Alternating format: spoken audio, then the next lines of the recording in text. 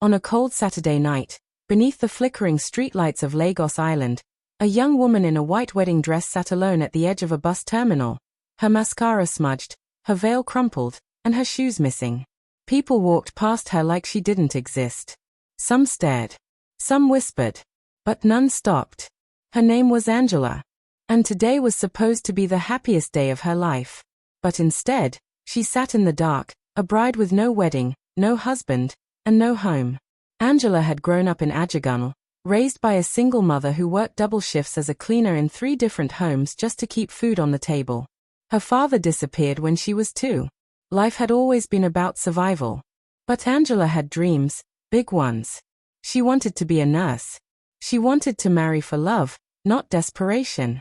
And when she met Daniel, it felt like all her prayers had been answered.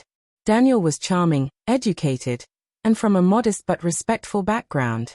He worked as a junior staff at a logistics firm in Victoria Island, and he seemed determined to build a future with Angela.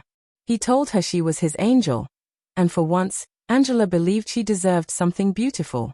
After 2 years of dating, Daniel proposed, not with a ring, but with a promise. "We'll build together," he said. "I don't have much now, but you and I, we'll rise." Angela believed him. She paid for most of the wedding. The church was booked. The hall was decorated. Angela borrowed a second-hand gown from her cousin. She styled her hair herself, wore borrowed heels, and carried her bouquet like it was made of gold. She smiled all morning, even when the rain poured. But Daniel never came. Calls went straight to voicemail.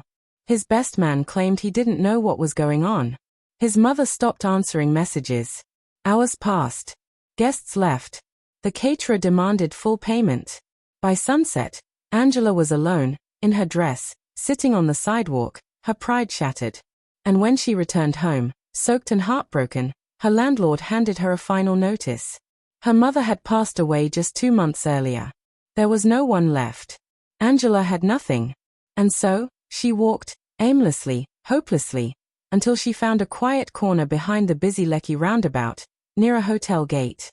She sat a day. She didn't cry. She just stared into the night like her soul had left her body. From the top floor of Lux Towers, a man named Richard Lawson stood in front of his office window, watching the rain. Tall, reserved, and dressed in a navy suit with sleeves slightly rolled, Richard was the type of man the tabloids never stopped talking about. CEO of Lawson Rentals, the biggest luxury equipment rental company in Lagos. Worth billions. But rich men have shadows too. Richard had buried his father just a month ago, a man who had always called him too soft for business. Since then, Richard had hardened. He cut ties. He closed himself off. He trusted no one. Until he saw the girl in the wedding dress. Every night that week, she returned. Same corner. Same dress. She looked like a broken doll. Quiet, polite, and too proud to beg. The hotel staff wanted her removed. The security said she was bad for business.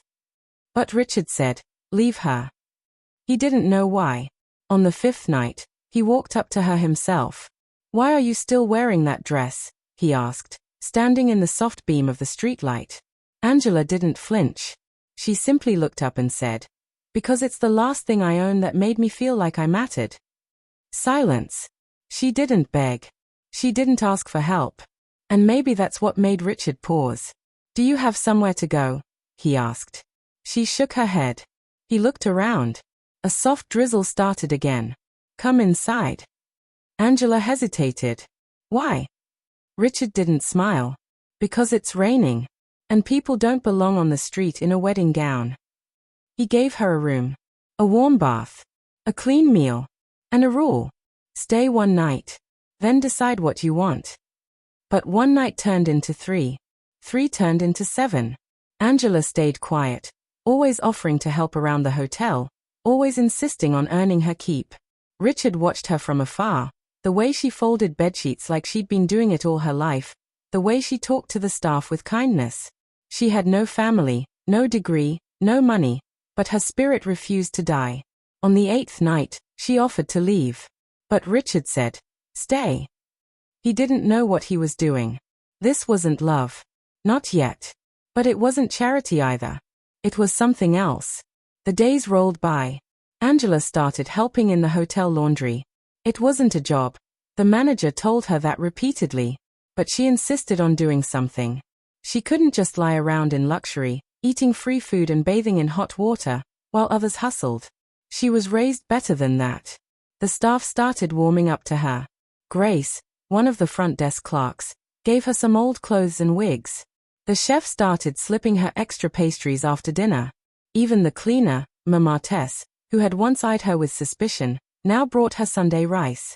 Angela gave herself small goals: wake early, help fold linens, smile, stay invisible. But she wasn't invisible. Not to Richard. Every morning, he checked the hotel cameras.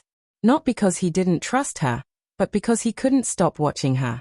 The way she walked. The way she worked. The way she still looked like a bride, even in second-hand clothes. There was something about her presence that softened the silence of his penthouse. And so, he did something he hadn't done in years. He invited her to dinner. Not at the hotel restaurant. In his apartment. Angela stared at the invitation card left on her bed. Her hands trembled. It felt too formal, too personal. She didn't know what to expect. She had nothing fancy to wear.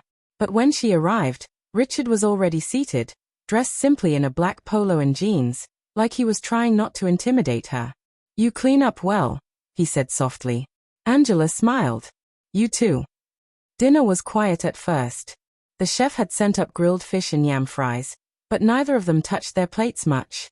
Then Richard broke the silence. "Do you ever think of going back to school?" Angela blinked. "Sorry. You mentioned you wanted to be a nurse once." She hesitated. "That dream died." "Why?" "Because dreams don't pay rent." Richard studied her. "They do if you chase the right ones."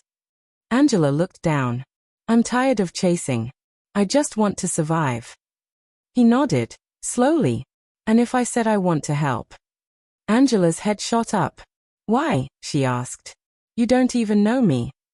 "I know you didn't break when most people would have." Angela swallowed hard. Her voice lowered. "I'm not asking for pity." "This isn't pity." He stood, walked to the window, and stared out at the city lights. "It's admiration." That night, when Angela returned to her room, her heart beat faster than it had in weeks. She couldn't sleep. She didn't know if it was hope, or confusion, or something dangerously close to the word she didn't dare speak. Love. Angela didn't leave the hotel the next day. She couldn't. Something inside her had changed. Not just because Richard had said he admired her, but because, for the first time in a long time, someone looked at her and saw more than just a broken girl in a torn wedding dress. The days passed slowly, filled with small moments, a warm meal, quiet smiles, and simple kindness. One afternoon, while helping Grace at the front desk, Angela heard a loud voice in the lobby. "I said, I want to see Mr. Lawson. Tell him Daniel Ajayi is here." Angela's heart stopped. She dropped the pen she was holding and slowly turned toward the voice. Daniel. Her ex-fiancé. He stood tall and confident, wearing expensive clothes and holding a car key like it was a prize. His eyes scanned the room, not once looking for Angela. Angela quickly slipped behind the reception desk and locked herself in the laundry room. She sat down, hugging her knees, unsure what to feel. Fear, anger, sadness, all of it. Upstairs, Richard met Daniel in his office. "You came here uninvited," Richard said calmly. Daniel smiled. "We go way back, Richie. You'll want to hear what I have to say." "We barely knew each other," Richard replied coldly. Daniel pushed forward. "I'm here because I need a favor. An import permit is stuck, and you can help." Richard's face stayed hard. "I don't work with men who leave women waiting at the altar." Daniel's smile vanished. "So this is about Angela?" Richard nodded. "She deserves better than you. Leave now." Daniel's face twisted in anger. "You're making a mistake." Richard opened the door. "Leave." Back in the laundry room, Angela folded towels when Richard entered. "I sent him away," Richard said quietly. Angela didn't look up. "Thank you." "I didn't know you knew him," he said. "We were together," she admitted. "But he wasn't the man I thought." Richard sat down beside her. "You don't have to hide from your past." Angela looked at him. I was ashamed. Of who you are. She nodded. Of who I thought I was. Richard smiled softly. Sometimes, we have to fall apart to find out we were never broken. Angela's eyes filled with tears, but she blinked them away. You should rest, Richard said. You've been through too much. Angela stood, and before she left, Richard said, You matter, Angela. More than you know. Days turned into weeks. Angela began helping at the hotel more, learning new skills. Richard noticed how she grew stronger, how her smile came back, slowly, like the sun rising after a storm. One evening, Richard invited Angela to dinner at the hotel's rooftop. The city lights of Lagos glittered below them. Angela, Richard said, I don't know what this is between us yet. Maybe it's friendship. Maybe more. But I do know I want to see where it goes. Angela smiled. I never thought someone like you could care about someone like me. Richard took her hand gently. You're more than someone. You're someone worth fighting for. Angela squeezed his hand. For the first time in a long time, she felt hope. Months later, Angela stood in a small clinic, wearing a nurse's uniform. She had finally started nursing school, a dream she almost gave up. Richard was there, waiting in the crowd, clapping louder than anyone else.